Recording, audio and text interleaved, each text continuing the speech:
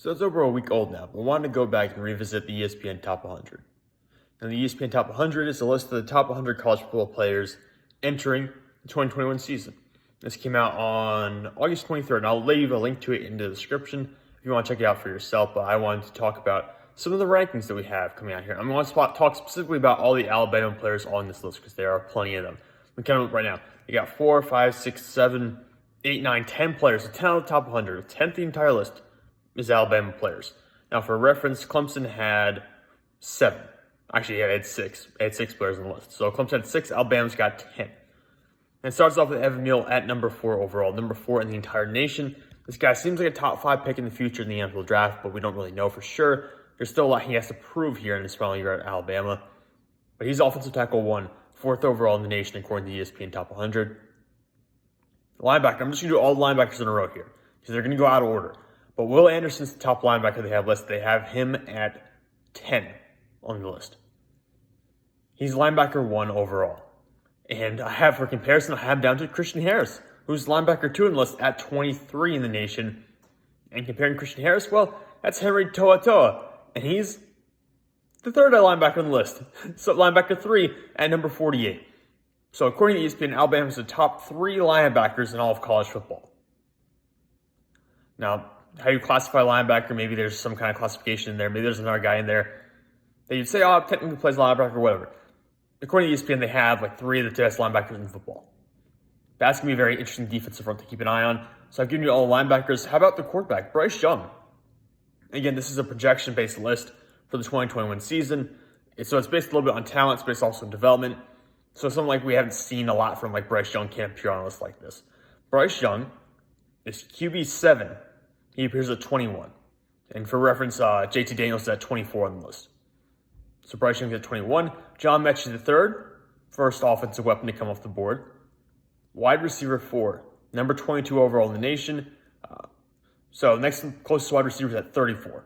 So Mechie comes in, wide receiver 4. I think trailing Garrett Wilson, Chris Olave, and I forget who the other receiver was. But he's a wide receiver 4 on the list.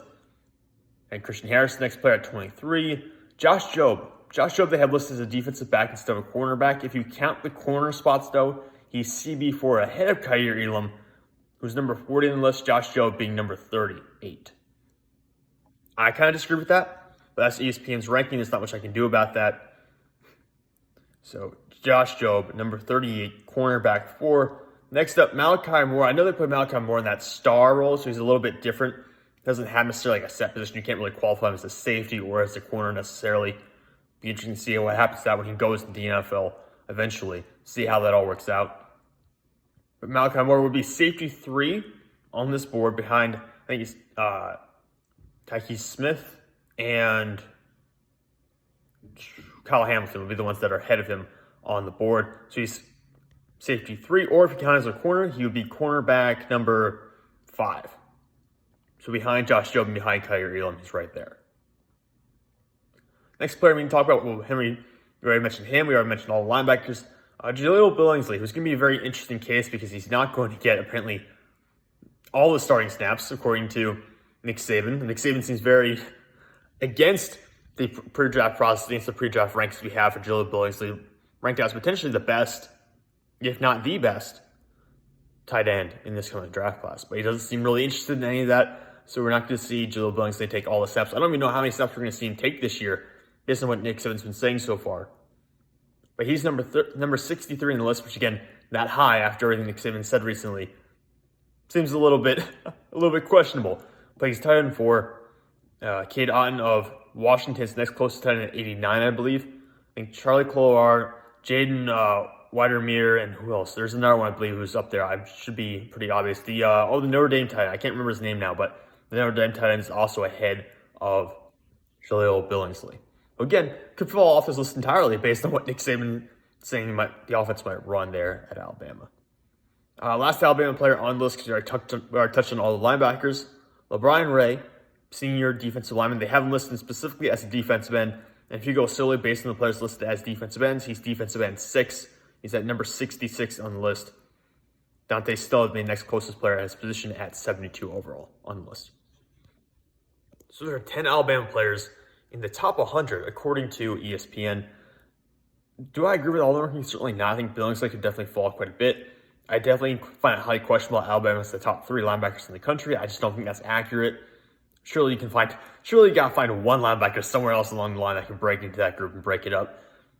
But certainly a good ranking for Alabama. Of course, Alabama's going to be super talented this year. This is not based solely on players who are draft eligible. This is based on all players in college football right now, which is why you see some guys who are not seniors or who are not juniors yet appearing on the list.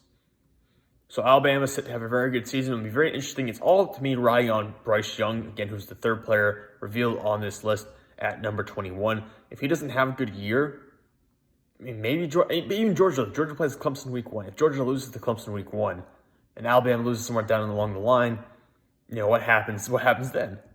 We'll find out. But Bryce Young seems to be a very good quarterback from what I heard so far. I look forward to seeing him this season. Look forward to seeing all these Alabama prospects this year and seeing what they can turn up and hopefully put together a special season.